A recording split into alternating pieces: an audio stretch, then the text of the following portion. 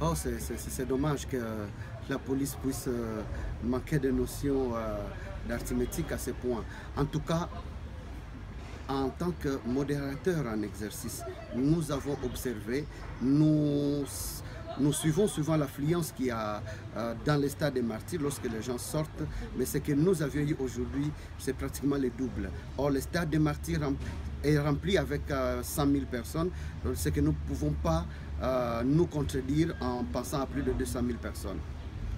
La police dit également que vous aviez promis une marche pacifique, qu'ils se sont retrouvés face à des émeutiers. Qu'est-ce que vous répondez à ça? La marche était pacifique. Nous étions en train de chanter. Personne n'a fait de les mettre si ce ne sont au fait les policiers qui nous ont provoqués en jetant des gaz lacrymogènes. C'est pas normal.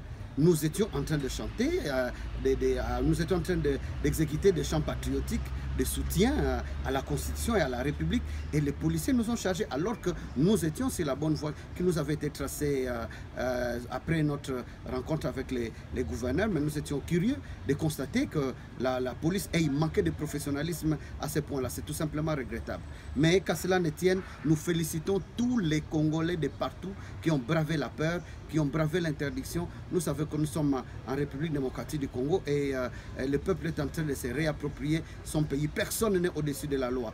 Les mandats, vous en avez fait un, vous avez renouvelé encore que lui est déjà à sa 15e année, il doit partir et le peuple est vraiment serré là-dessus. Et c'est pourquoi la détermination du peuple est si forte que la semaine prochaine déjà, en tout cas le 2 juin, nous allons confirmer cela parce que nous allons lancer une batterie d'actions pratiquement toutes les semaines.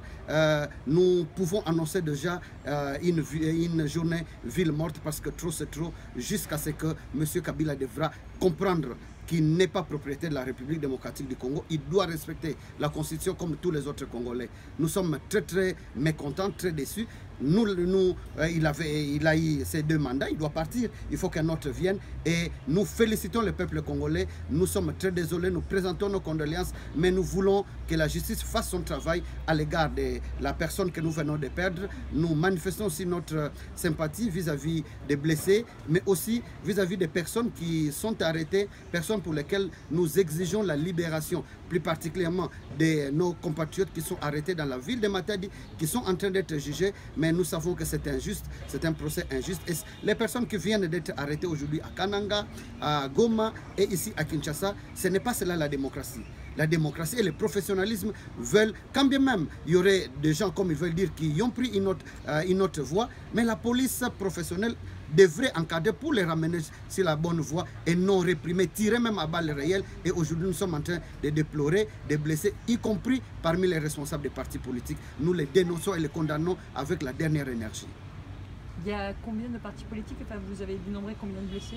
Nous avons dénombré jusque-là 3 blessés et ce sont des grands responsables. 2 députés nationaux, dont la secrétaire générale du MLC qui a écrit d'ailleurs, qui a saisi l'autorité. Il y a le député Adrien Poba et Madame Lusamba Thatcher qui est blessée, qui a eu le malheur de recevoir une bombe, une projectile de lacrymogène qui est tombée entre ses pieds et elle a 4 blessures au niveau des jambes. Et c'est tout simplement dommage. Vous avez constaté que lorsque la police ne provoque pas, tout se passe dans le calme. Nous avons commencé, nous étions en train de cheminer, nous étions à quelques mètres du lieu de l'atterrissage. Nous avons même notre mémo que nous devions lire et aller déposer auprès du Premier ministre. Il n'y a rien de cela, il n'y avait pas de métier. Mais rassurez-vous, nous ne pouvons pas, en tant qu'opposants, sur notre marche, exécuter des chansons à la gloire de Kabila qui a fait mandat.